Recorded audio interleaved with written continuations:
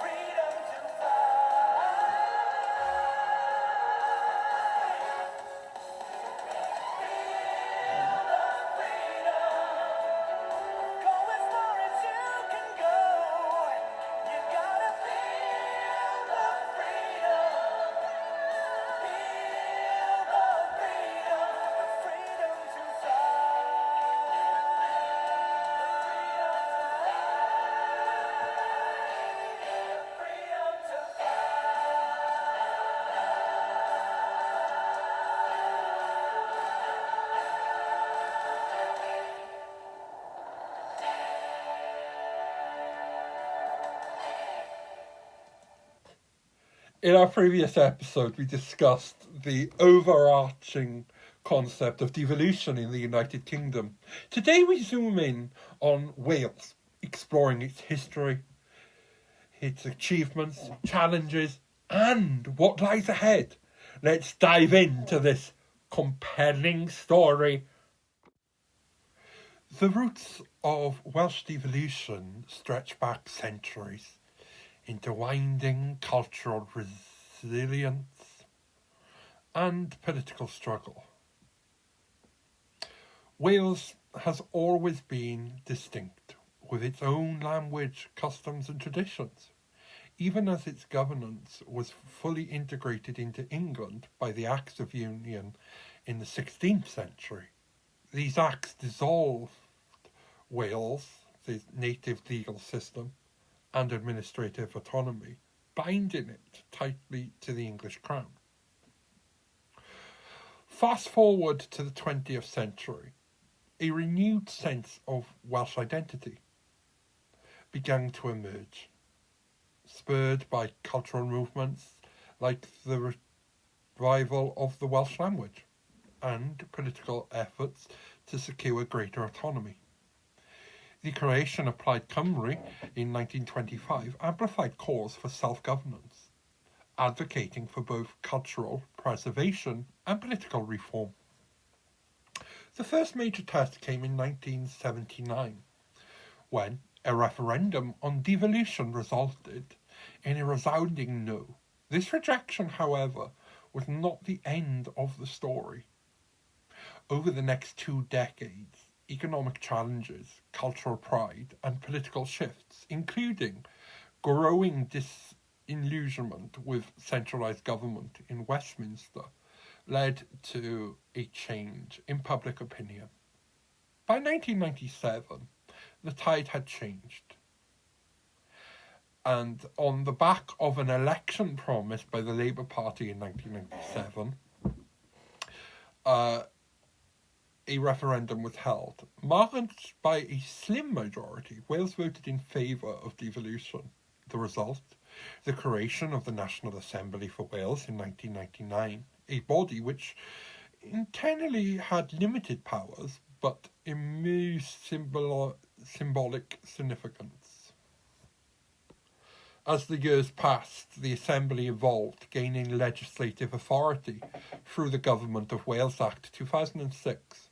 This transformation culminated in 2020, when the body was officially renamed the Senedd Cymru, or Welsh Parliament, reflecting its expanded role as the voice of Wales in areas like health, education, the environment,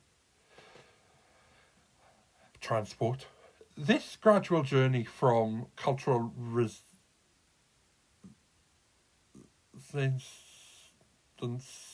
to political autonomy underscores the resilience and determination of both the Welsh people to assert their identity while adapting to the realities of the modern governance. The Senedd Cymru, or Welsh Parliament, stands as the centrepiece of modern Welsh government. Established in 1999 as the National Assembly for Wales, its role has expanded significantly over the years. Today, the Senedd oversees critical areas such as health, education, agriculture, local government, housing, and the environment. By managing these devolved powers, the Senedd ensures that policies are tailored to specific needs, challenges, and aspirations of the Welsh people. One of its most transformative contributions has been in the area of sustainability. Wales has positioned itself as a leader in environmental legislation, amplified by groundbreaking the Wellbeing of Future Generations Act 2015. This pioneering law requires Welsh bodies to consider long-term impacts when making decisions, ensuring that economic, social and environmental well-being are balanced for current and future generations. It has become a global model for sustainable governance, reinforcing Wales's commitment to creating a resilient and forward-thinking society. The Senedd also champions social equality through landmark policies. For example, Wales abolished prescription charges in 2007, ensuring that everyone can access vital medicines without financial barriers. This policy not only promotes health equality, but also reflects the Senedd's commitment to community-focused governance. Additionally, education has been a priority. The Senedd has implemented reforms designed to reflect Welsh culture and identity and prepare students for a globalised world. The introduction of the new curriculum for Wales aims to create an informed, ethical citizens by blending traditional academic subjects with modern skills like critical thinking and sustainable awareness. Agriculture and rural development are other crucial areas where the Senedd has made its mark, with a large portion of the population of Wales living in rural communities. Welsh policies prioritise sustainable farming practices and support for local food production. Programmes aimed to balance environmental stewardship with economic viability, ensuring that rural Wales thrives both culturally and economically. This responsiveness to regional needs distinguishes the Senedd Cymru from the centralised governance by engaging closely with communities and stakeholders. The Senedd reflects the values and aspirations of Wales, creating a governance model that is not only inclusive, but innovative and deeply rooted in the national identity.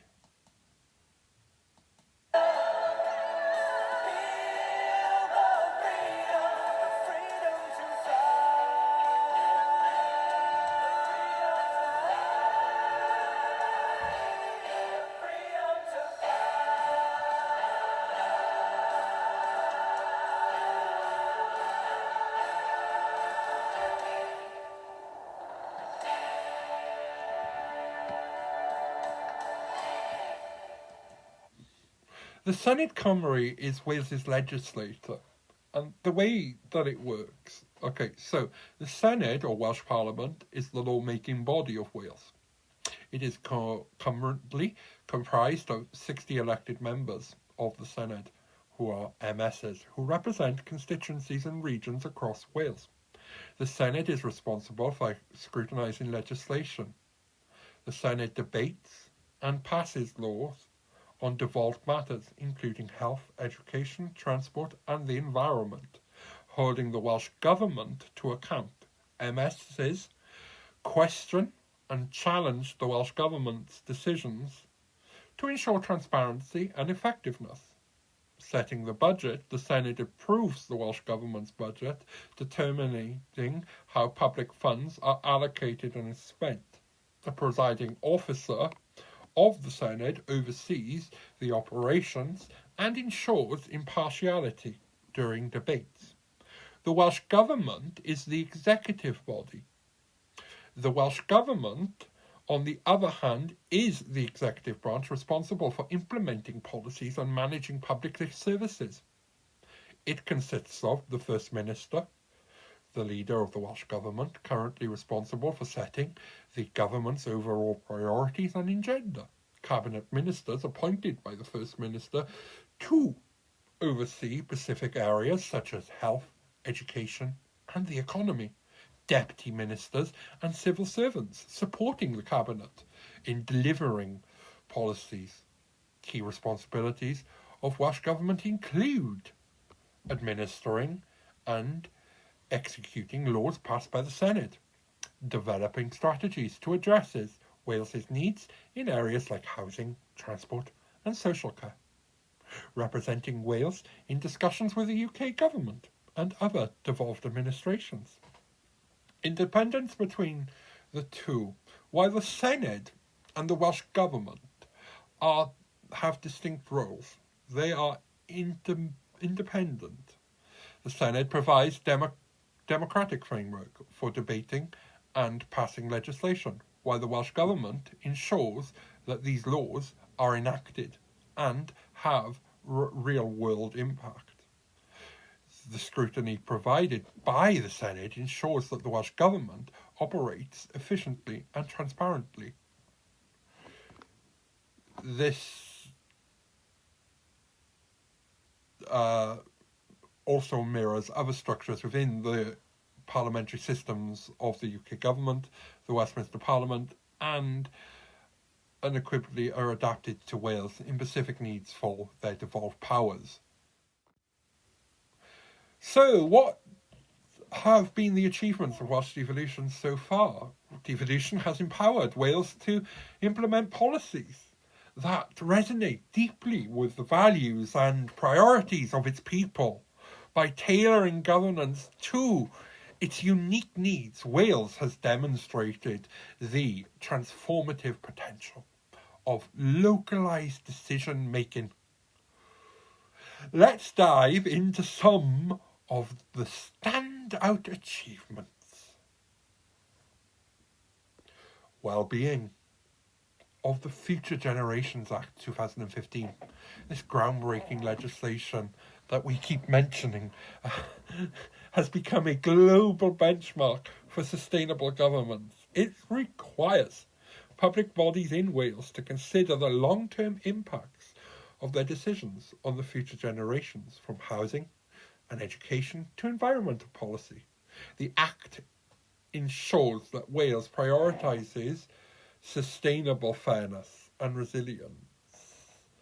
Its innovative framework has inspired other nations, solidifying Wales's position as a global leader in forefront thinking governance. Free prescriptions in 2007, one of the most tangible benefits of devolution has been the abolishment of prescription charges, ensuring that healthcare is more accessible for everyone in Wales. This priority has been practically beneficial for individuals managing chronic conditions or those on low incomes, reducing financial barriers and improving public health outcomes across the nation.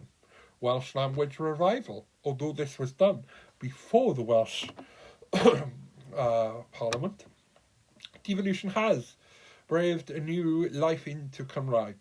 the Welsh language under the Senedd Cymru leadership initiatives like bilingual road signs, the Welsh language broadcasting, and compulsory Welsh language education have ensured that the language is not only preserved but thrives. Today, Cymraeg is woven into the fabric of everyday life, and there's a growing sense of pride, this vital part of the Welsh identity. Yes, there is, but a lot of the legislation that said that public bodies had to provide bilingual was done by Westminster, but it has been intensified by the Senedd, and it is great as a Welshman to hear Welsh, even though I don't speak much Welsh. Cymraeg, Cymru, bore da, sut oed ti, and I can swear, but yes.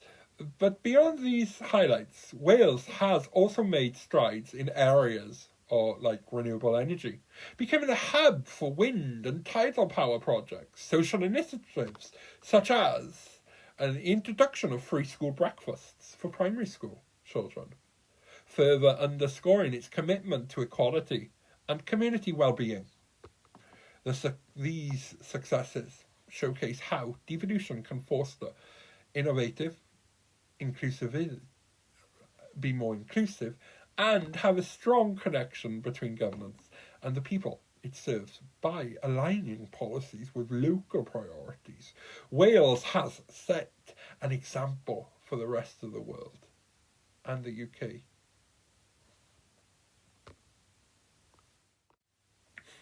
Despite many achievements, Wales faces significant challenges that test the resilience and effectiveness of devolved governance. Let's take a closer look. Economic inequalities. While some areas in Wales have flourished, others, practically post-industrial regions, continue to struggle with unemployment, poverty, and a lack of investment once resilient on industries like coal mining and steel production. Many communities have faced economic strangulation since the decline of these sectors. Regeneration projects have made progress, but disparities persist. Addressing these inequalities will require sustained investment in infrastructure, high-tech industries, and skills training to build a more balanced economy. Funding limitations. The Barnett formula, which determines the distribution of funding to the devolved administrations, is a frequent source of contention. Many argue that Wales is underfunded compared to Scotland, limiting its ability to address critical issues like health, education, and infrastructure. Calls for a revised funding formula that better reflects the needs and challenges of Wales are growing louder, but this remains a politically sensitive issue. Health and education outcomes. While the abolishment of prescription charges is widely celebrated, the Welsh NHS, that's National Health Service, faces an ongoing challenges. Waiting times for procedures and access to specialist care often lag behind other parts of the United Kingdom, contributing to public frustration.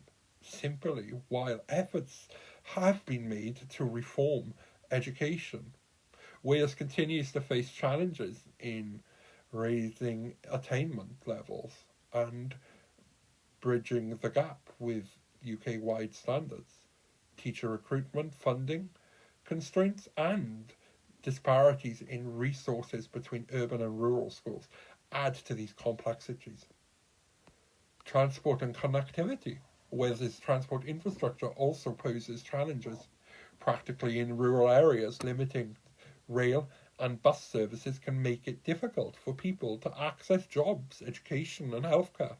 Calls for greater investment in public transport and the devolution of powers over the rail network have intensified. And since this was written, that has happened, obviously, because Transport for Wales has now become part of the Welsh Government. Fully. They're running it, theoretically, as an arm's length company, but the rail network in Wales is no longer privatised. Well, it is to a point, but it actually isn't, because the company that owns it is the Welsh taxpayer. So it's great. So I believe they got new trains, modern trains, and I'm talking about trains. But yes, Wales's transport infrastructure also poses challenges, practically in rural areas. It's their limited rail. Bus services can make it difficult for people to access jobs, education, healthcare, calls for greater investment in public transport. Where we heard this before, there's always calls for it. And like I said, Transport for Wales is now the body that will run transport. And we will talk about this bus franchising later on in the next series, in series 8. And that is I would say that was like a spoiler for the next series, because we will be talking about the unprivatization of the transport industry. Let's just call it that, shall we? We'll call that episode the unprivatization of the transport industry, where Margaret Thatcher went wrong. All right? I don't mean to be political, but if you're from Wales, the one thing that most Welsh people blame for some of the things that we've talked about, the depravities, and like what's wrong, depravities, what's wrong is that Margaret Thatcher in the 80s, when she was selling stuff off. But we will move on. Okay. So, with a better connectivity, this is essential to economic and social progress. If you've listened to previous episodes, you know that I keep banging on about this. The problem that we have in the UK, in our devolved administrations too, well, not as much, because they seem to understand that their area has to have. So I would say this comes from a UK level, and we'll address this at the end of this series. Little series, I should say, about the UK and devolution. Climate and sustainability challenges, while Wales leads the UK in green initiatives. Transitioning to a fully sustainable economy is no small task. Decarbonising industries, improving energy efficiency in housing, and managing the effects of climate change, like increased flooding, require significant resources and innovative policies, and a lot of goodwill. Balanced local and national identity. Again, and a lot of goodwill. Wales is proud of its cultural heritage and language. Do you know, we are that proud, even here on my Around the World Today podcast, I feel that we should, and I actually have, and I can't believe I'm doing this, because like I always said we'd get a bit professional and we wouldn't play stuff like this, but I somehow feel, people, that as a Welshman, proud Welshman, we need to listen to like the Welsh national anthem. Ma hen wlad y Frenhadau. Are we ready? Oh, we should be ready in a sec. Now.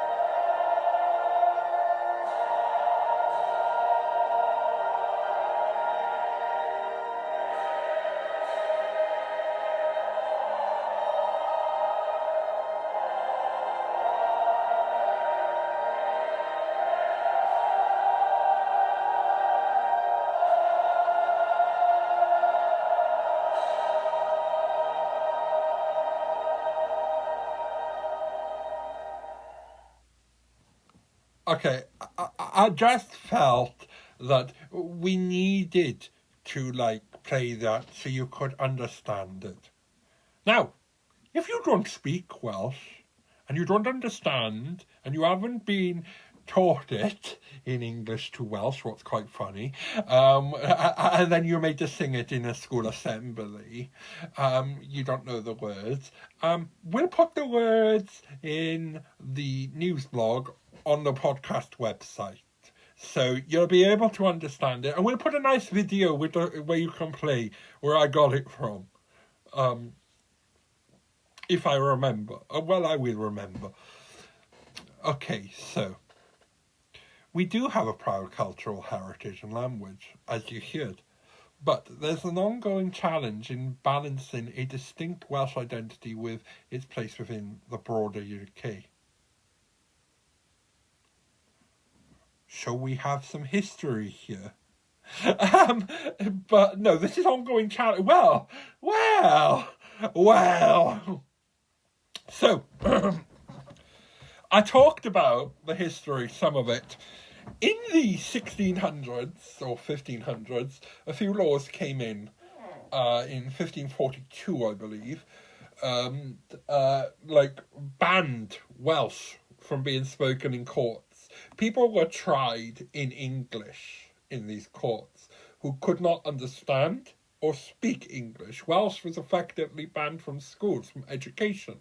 Welsh has been, there are tales of children being made to wear a piece of wood around their neck with WC on, and it doesn't mean toilet, like water closet, it means Welsh not, or WK, it could have been, do you know what I mean, or even Welsh not, and if the child spoke Welsh, the person wearing that at the end of the day would be caned, so it would move from child to child each time someone spoke Welsh. To me, that was brutal. That was beating a language and a culture out of society. Each child, and yes, children and have changed, but no, they haven't. The innocence of a child, to be able to think, to be able to talk. The fact is, when they were going home, they were speaking Welsh. Their first language was Welsh. And, yeah, some of this behaviour, it's quite bad.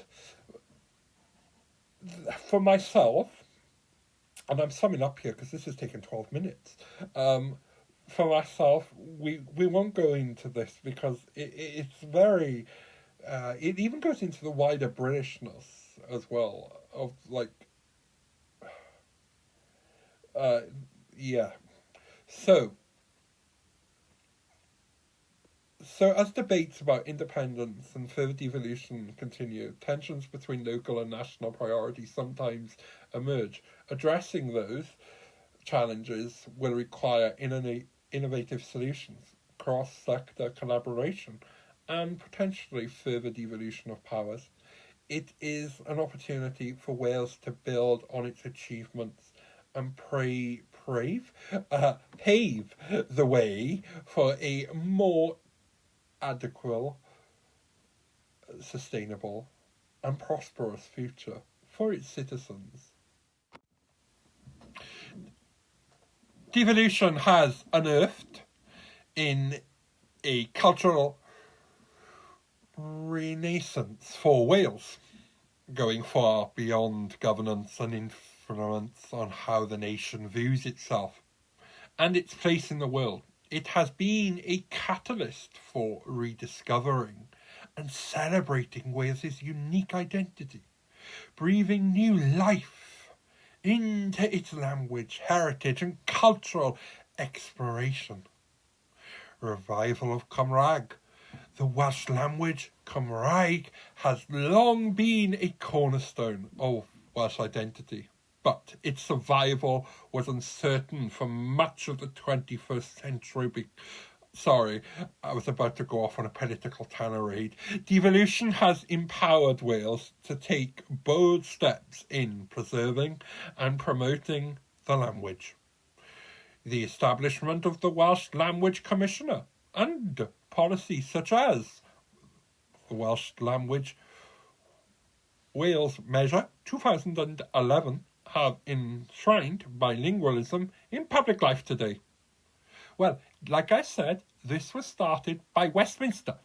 Welsh is not only a key part of the school curriculum, but also growing a medium of media entertainment and technology. Just not here at Real Terrio. The success of the Welsh language television channel S4C and bilingual signage throughout the Principality demonstrates how devolution has made Cymraeg more visible and accessible than ever before. And we're about to talk about the Welsh heritage and identity. And we just talked about, I used the word for the first time, principality. So Wales is a part of a principality. It is a principality. The Prince of Wales, theoretically, although the King of the United Kingdom is the King, the Prince of Wales has a place here. And there is actually a song that I'm going to play for you now called God Bless the Prince of Wales. And currently, I think with his wife being ill and his children, I do feel that we do need to, as a Christian, we do need to ask God to pray, because his father has also been ill. So, and it's a Welsh song-ish.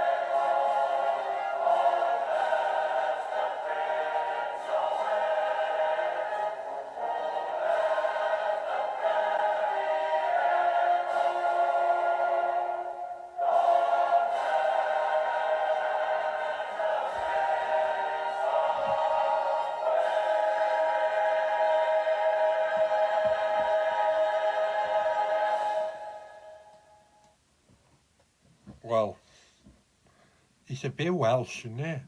Well, it was in English, so I wonder, I must ask a musician, actually, I know, who would probably know if there was a Welsh version of that, with the words. So, Welsh heritage and identity. Devolution has brought some more interest in Wales's rich history and traditions. Institutions like the National Museum of Wales, what was there before, but it's now run by Wales, and events like the National Eisteddfod have become vibrant platforms for showcasing Welsh art, music and literature. The Eisteddfod is, in particular, has grown into an internationally recognised celebration of Welsh culture, attracting artists, performers and audiences from across the globe. These innovative but not only preserve traditions, but also inspire a modern interpretation of Welsh identity, blending with the old and the new. And do you know what's quite funny here is that one of the first institutions in Wales to be devolved, shall we say, or of what had become devolved, was actually the church. The Church of England as a national church, and we'll talk about that in our next episode when we visit England. And like being a Welshman and my views, I have to try and hold these together. So, yeah, I may record that out and about, so I have to, be good, shall we say. But yes, the church in Wales split from the Church of England. Its old name was the Church of England, the Church in Wales. The Church of England, Church in Wales. That was its name, and they split after a referendum as well. We like referendums here. Referendums get us more power by the sound of it. Even though it didn't work that way for Brexit, did it? But every other referendum up until Brexit has always, except the 1979 one, but that was a bit, do you know what I mean? The Labour government, and you look at the political tensions, it probably could have got through if, but it's taken time and it's happened. There are still people who are a bit thing about it. But anyway, it's happened. But the church was one of the first institutions to actually become devolved from the English state, because up until Henry VIII, when he created the Anglican Church, bishops here in Wales were appointed by the Crown. They were members of the House of Lords, and so on. The Church of England, when they split, the bishops no longer sat in the House of Lords. It became a church of its own, as if it was another country. It's another province. It's just that this province within the Anglican Communion isn't administered by the state church of the Church of England. And it's the same for Scotland in some instances, I believe. Where I know it is for their Anglican church, or their Episcopal church as they are called. We are just called the Church in Wales. But heritage like that is quite important, because in our history of Wales, we do see that this was in 1920 that the church is split. So it's been going on for 100 years. So it's in the identity of being Welsh, I would say. But also, here's where my unionist side comes in, and my side about keeping everything together and blending it. I can't speak Welsh, and there sometimes seems to be a bit too much Welsh. Now, I love hearing Welsh, don't get me wrong. But to me, it's knowing when to use it as well and where to use it. As a unionist, I love being British, but I also love being Welsh. So, do you know what I mean? That's my perspective on this whole thing for devolution. I love the fact that I'm Welsh, but I also love the fact that I come from something bigger. I think that also comes from being a Christian as well. I don't know. Yeah, well, it does, doesn't it? Did you know what I mean? And I'm now talking about my faith, and this isn't a faith-based podcast today anyway. But community cohesion and pride, see, this is why we're talking about this stuff. We can't underline it, and to be a proud Welshman also means to have a faith, be proud in your faith. The people seem to forget this. At times when I've talked about the church and I've looked into it, there were churches, the English church was saying that people in Wales were this, and they weren't this, because they were sharing, the depravity, and because it was so poor here, like a family in one room, and like men getting changed in front of women and the other way round, and it wasn't done, and how bad it was, because these people who came into these houses lived in like 5-bedroom houses, But the bit that they didn't say in this report is that church numbers were quite high. The reading of scripture, the teaching of scripture, living by the faith was very known here in Wales. I always say it's a magical place, a very magical place. So sport is another unifying force. Who doesn't like it when Wales beats the English, hey? In rugby or football, mainly rugby, the Six Nations, very good. Really good. That's another thing, really, isn't it? It looks... Although Ireland, it's not Northern Ireland, it's Ireland. But hey-ho, there's hope. But sport can be unifying too. Mr. Gordon Brittas from the British Empire says that sport is a unifying thing, and we're going back to faith and sport. Education and cultural awareness. Devolution has allowed Wales to reshape its education system to reflect its cultural values. The introduction of a new curriculum emphasising the study of Welsh history, culture and language ensures future generations remain connected to their heritage. The cultural resurgence has made Wales a beacon of self-expression, community cohesion and pride. Devolution has not only allowed for a more localised, meaningful governance, but also empowered Wales to celebrate its unique identity while sharing it with the world. And that's where the church comes in again, because that's what the church did. If you look at the church and how in that first, I would say, 20, maybe 10 years, you had to explain that Wales was, when the bishops would go to somewhere like Lambeth, and you've just become a province, to many of these people, they probably had to explain where Wales was. Especially the Americans, who refer to Wales as England. Another pet hate of mine.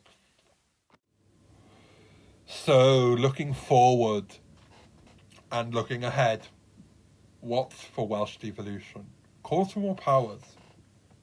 There's a growing momentum for devolving justice and policing, which remains under the control of the United Kingdom. Economic development. Wales seeks greater investment in renewable energy and high-tech industries to drive economic growth. Youth engagement. Lowering the voter age to 16, as has now happened in the Senedd elections, has emphasised young voters and made them come out, signalling a vibrant political future. The path forward for Wales is one of balancing its unique identity with its role in the UK. Wales's story of devolution is one of resilience, innovation and identity, from its historic struggles for autonomy to its modern day initiatives and achievements. Wales exemplifies the transformative power of regional governance. In our next episode, we'll focus on England, exploring its unique position within the devolution landscape. What does devolution mean for the largest and most centralised nation in the UK? Join me next time and find out. Thank you for tuning in to Around the World today. Don't forget to subscribe and leave a review. Follow us on social media for behind-the-scenes content and updates. Until next time, stay curious and keep exploring. And I'm Terry Davies. Goodbye. Thank you for listening to Around the World today.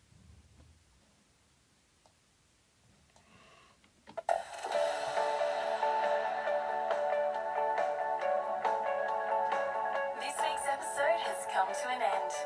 But the fun doesn't have to stop here. If you have any questions, suggestions or feedback, head over right now to Twitter and Facebook and like, share and get involved. Join us next time.